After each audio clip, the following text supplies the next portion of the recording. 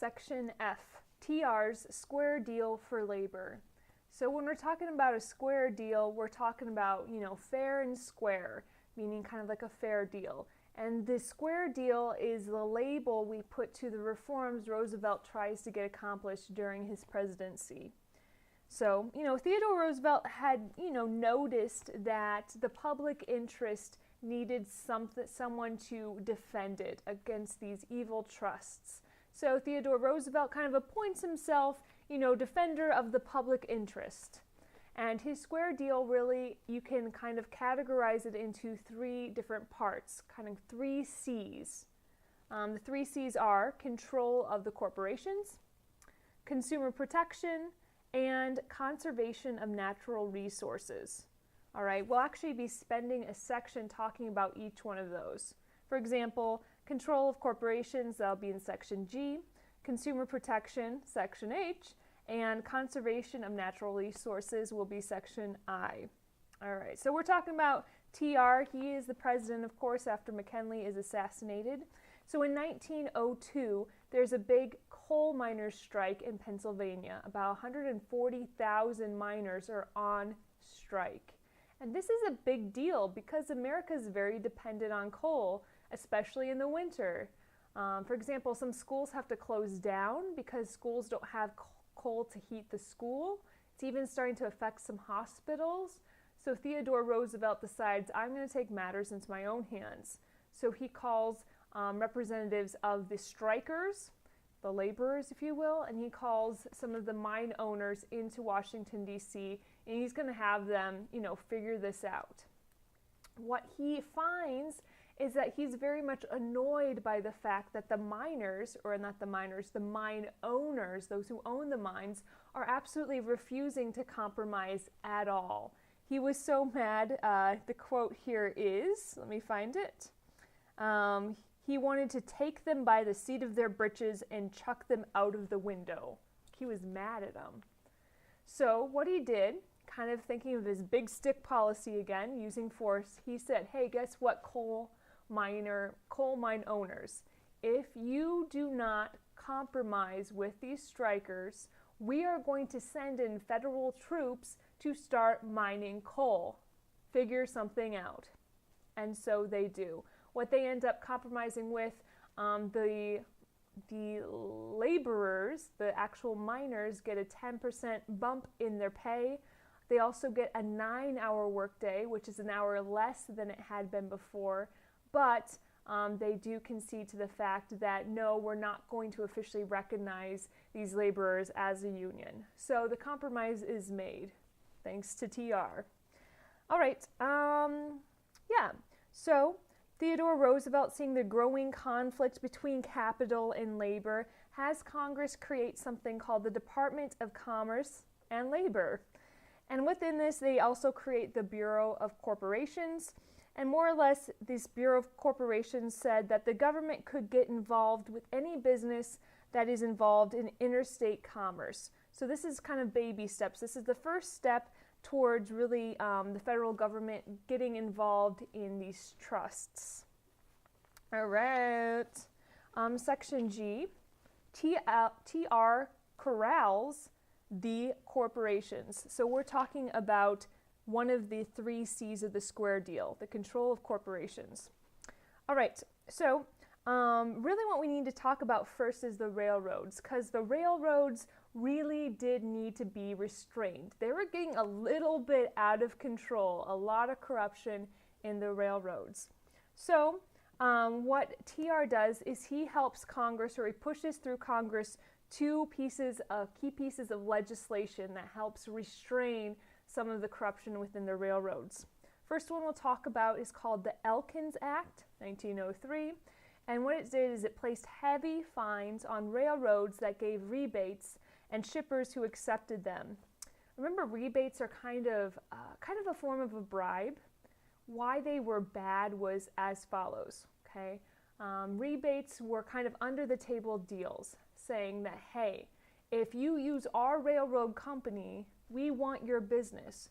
So if you use our company and you are a big shipper or a big customer of the railroad, we will kind of under the table give you back a rebate or some money. That sounds okay, right? Kind of sounds like a coupon or, a rebate you might see at Menards or something like that. But the problem was that these rebates were really leading to the increase in monopolies. Because think about this. Say if there's two companies making and selling bicycles. Okay, one company is really big, one company is kind of small. So the big bicycle making company gets a rebate from the railroad because they're so big. So now that they have this rebate, this big bicycle company can sell their bicycles for less money to the consumers. So the big bicycle company that got the rebate maybe sells their bicycles for $5, and then the smaller bicycle company who didn't get the rebate, who has to pay more for shipping, maybe they have to charge $6 for their bicycles, which would mean that the larger corporation would get more customers, which would help put the smaller company, bicycle company, I guess in this case, out of business. So people thought rebates were bad because they led to monopolies. So this act, the Elkins Act, more or less said no more rebates, no more.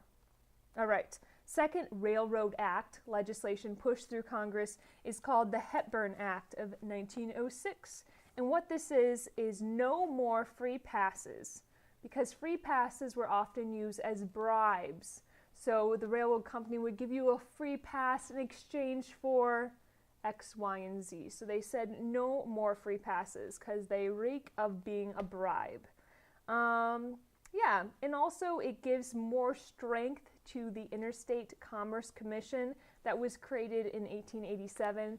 And when we talked about it, all we said is more or less that it really didn't work out. The reason the ICC or the Interstate Commerce Commission didn't work was because anytime they tried to, regulate rates on a railroad, that railroad would more or less appeal that decision, and that decision would be caught up in, the courts for like 10 years. So really the railroads could do whatever they wanted to. But after the Hepburn Act, it really gave more consequence to the ICC, really allowed that to function as it was originally intended. Excuse me. All right, still talking about railroads. Praise the Lord. All right. Okay, so those two pieces of legislation were passed for the railroads.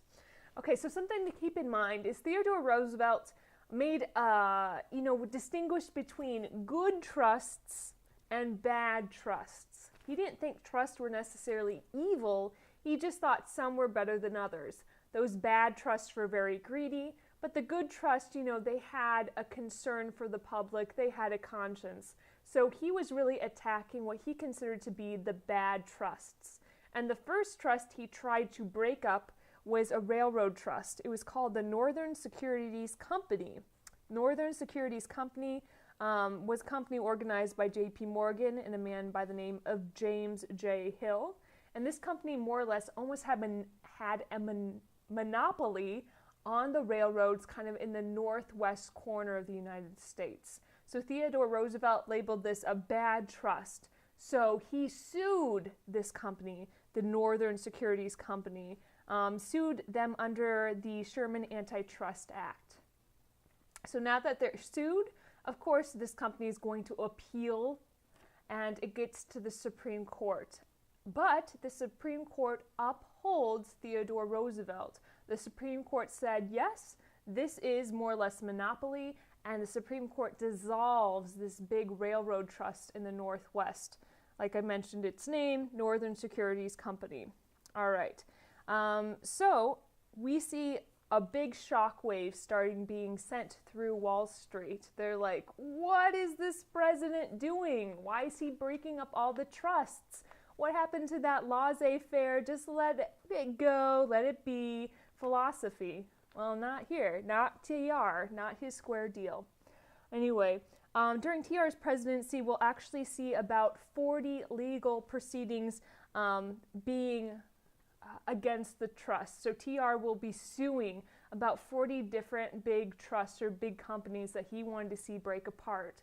So between TR suing them and the Supreme Court kind of upholding TR's decisions, you could say, we see the beef trust dissolved, the sugar trust dissolved, the fertilizer trust dissolved. We see just a lot of trusts being broken apart. But something to really remember, that he really wasn't against big business. He wasn't against trusts. Remember, in his mind, there was a difference between good trusts that were, had a public conscience, and then bad trusts who were just greedy. And really, it wasn't an issue about the trust at all. What he was doing here by suing these different companies, he was really showing that it was the United States government that had control. It wasn't these big corporations, it wasn't these big trusts. He was really making the point that no, I'm in control, the US government has the power. So just keeping that in mind. And really what he wanted to do is he didn't really want to dissolve all trusts. He really wanted to tame them, to reform them. So he's not really a trust buster. We'll see the next president, President Taft, actually bust up more trusts. But really he wants to see them be reformed, kind of like taming a wild animal. Yeah. Okay. Section H, caring for the consumer. So this is another C, our second C in the square deal. Control, I should say consumer protection. All right. Oh, we get to talk about a disease. Praise the Lord. So the Europeans were threatening to ban all American meat from being sold in Europe because some meat had made its way into Europe that carried the disease of botulism. Okay. Botulism is caused when a bacteria grows, and this bacteria produces a toxin. All right. So when you're eating this meat that has this bacteria that causes this toxin, within a day or two, your muscles or your body will start to become paralyzed. Like your legs will be paralyzed, your arms will be paralyzed, and after enough time, the muscles that help you breathe become paralyzed. You can't breathe, you die. So Europe wasn't very hot on the idea of buying American beef because they had seen, or meat I should say in general, because they'd seen some botulism kind of creep in there. And Americans too kind of wanted to see their food being safe, being pure, that sort of thing. A big book comes out at this time. It's Upton Sinclair's classic, The Jungle. You probably have heard of this book before. The Jungle is talking about a Chicago meat packing factory. And really, Upton Sinclair, what he wanted to show was the plight of the worker, especially these immigrant workers who'd be working in these pack houses where they process meat, pack houses meat, right? But really what happens is it's not really so much we feel bad for the workers than it is when you read it, you just are grossed out by what's going on in these meat packing companies. The book describes that most of the workers didn't have any thumbs because slowly over time, parts of their thumbs would be cut off. So a lot of them were missing thumbs. Where did those thumbs go? Yeah, in your meat. They'd be losing fingernails. There would be parts of ropes. There would be rats. There would be wood kind of just thrown into the meat grinder. And it was so gross. Okay. So as the phrase goes, Upton Sinclair, when he wrote the novel, he was aiming for the nation's hearts to have compassion for these poor workers, but he really hit the nation's stomachs because it was more of like, oh my gosh, this is so nasty. All right, even Theodore Roosevelt, when he read this book, refused to eat meat for a while. He couldn't stomach it after reading this book. Anyway, so this book really causes two specific acts to be passed or laws to be passed in Congress. The first one that's passed is called the Meat Inspection Act, 1906. And the Meat Inspection Act more or less says that any meat that's shipped over state lines, once again, interstate commerce, any meat shipped over state lines is subject to federal inspection. Okay, another one that's passed is called the Pure Food and Drug Act, also in 1906. These kind of go hand in hand.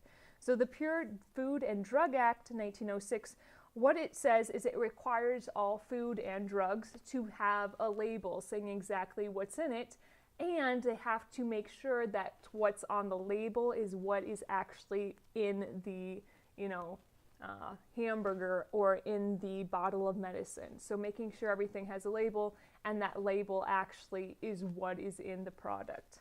All right. Yay, Upton Sinclair, bring in reform, and you didn't even know about it. Talk about a muckraker. Upton Sinclair totally is. All right, section I, earth control. And this is talking about the third and final C of the Square Deal, and this is conservation of natural resources. All right, so Americans were notorious for really wasting the natural resources around them. We talked a couple chapters ago about the poor bison and how we had more or less slaughtered them and they all died. Well, that was, still kind of happening. We were just wasting natural resources. So TR really wanted to bring conservation to America's forefront. Conservation meaning keeping the environment happy. All right, so there is just a number of different acts that are passed around this time that you ought to know. One of them is called the Desert Land Act of 1877. And what it says is, or what it did is it sold arid land or very dry, deserty land cheaply to an owner with the condition that within 3 years the owner would irrigate it, make it farmable. That's not probably a word, but you understand what I mean. Next we have the Forest Reserve Act of 1891, and that allowed the president to set aside certain forest as public forest so no one could chop them down, right? Those lumberjacks were busy chopping up Americans' forests, but this Forest Reserve Act allowed the president to set some aside so we'd still have them. In fact, in the 1890s, they set aside about 46 million acres of forests. Okay, the Carey Act of 1894. This gave federal land to states with the condition that they would be settled and that they would be irrigated. The idea is to reclaim the land, right? Make sure you have irrigation in there to make that land productive, full, something you can farm. And we really have to keep in mind, Roosevelt was a conservationist at heart. He was a big outdoorsman. He was a big hunter. He had been a rancher. He loves the outdoors, and really this is his personal love for the outdoors that's propelling this conservation movement forward.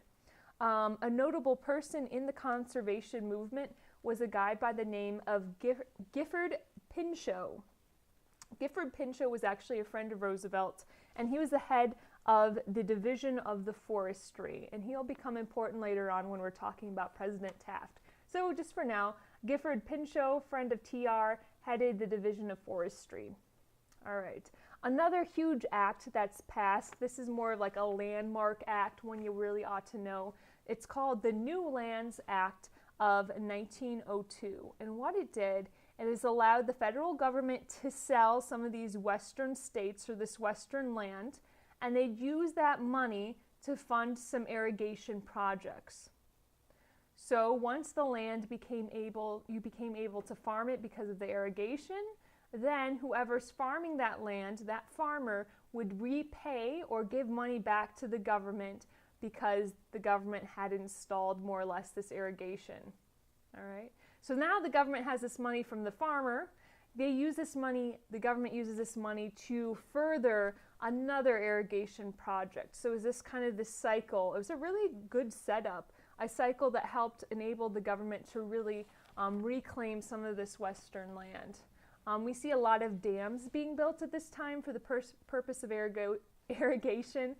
For example, the Roosevelt Dam that's on the Salt River in Arizona.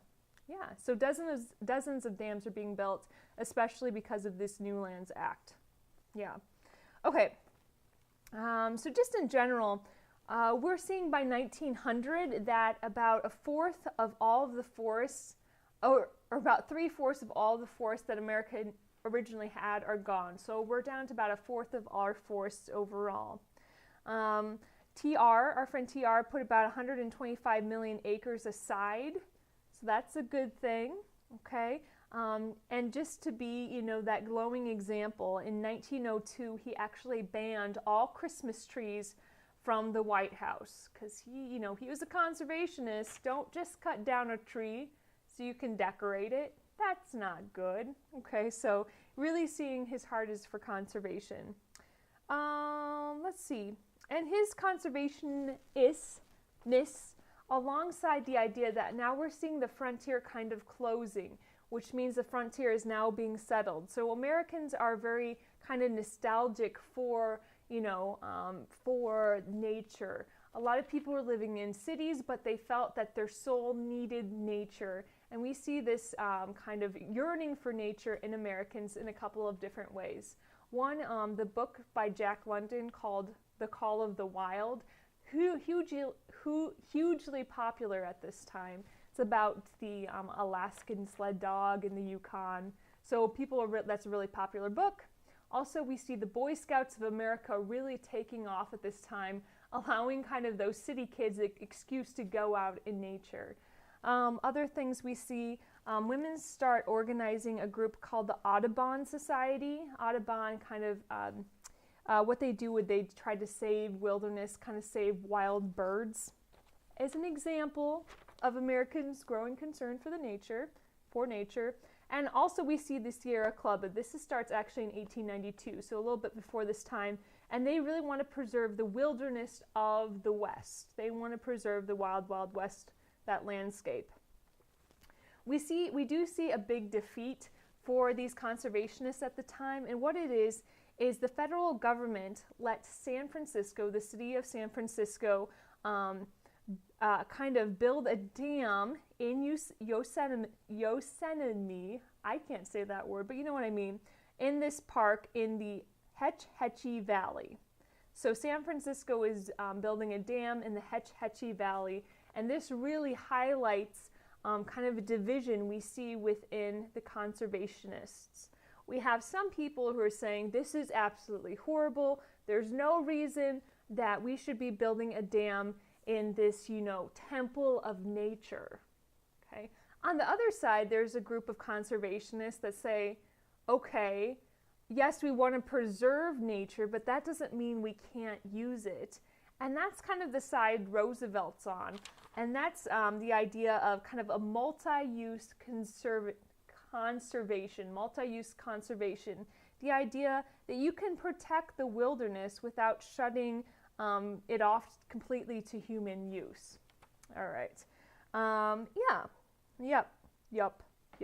So with this, we just to make this clear, to point it out, Roosevelt's really kind of a middle of the road reformer, which means he kind of takes the middle road. For example, in conservation, he's not for all of these greedy corporations eating up all the natural resources, but he's also not for completely wasting the land, not using it at all. He's in the middle. He wants to preserve it, but he also wants to use it within reason, middle of the road. Sure. Why not? Okay. Section J. Last section for this video. Section J, the Roosevelt Panic of 1907. Oh boy, a financial panic. Everyone's favorite kind of panic. All right, so before the panic, 1904, election time. Teddy is elected very easily. He's very, very popular, so he's elected in his own right in 1904. He has the teddy bear named after him. Isn't that sweet? The story goes that Teddy Roosevelt was hunting, or was invited to hunt bears with the governor of Missouri. So they were hunting, things were going good, but it was only Theodore Roosevelt who hadn't yet gotten a bear. So the guides were feeling embarrassed for Theodore Roosevelt that he hadn't got a bear yet. So they found a bear, tied the bear to a tree, and said, oh look, Theodore Roosevelt, now you can shoot a bear and you won't have to feel like such a horrible hunter. Well, Theodore Roosevelt, being a man of principle, was like, no, I'm not just going to shoot a bear you tied to a tree. That's goes against like the laws of hunting. So this story gets out that he didn't shoot the bear, ergo he gets named after the teddy bear is named after him. Of course, that has a lot to do with the Panic of 1907, didn't it? Well, anyway, talking about the Panic of 1907, I'm not going to go into the causes of it. Just know that it happened, but it was actually a very short-term panic. But the important thing here is the corporations pointed the finger right back at Roosevelt, saying, it is your fault. If you hadn't meddled in economic affairs, none of this would have happened, right? They're totally blaming him, the trust buster. They said, if you just kept your hands out of this, everything would have been fine. They called him a quack, Theodore the meddler. They called it Roosevelts Panic.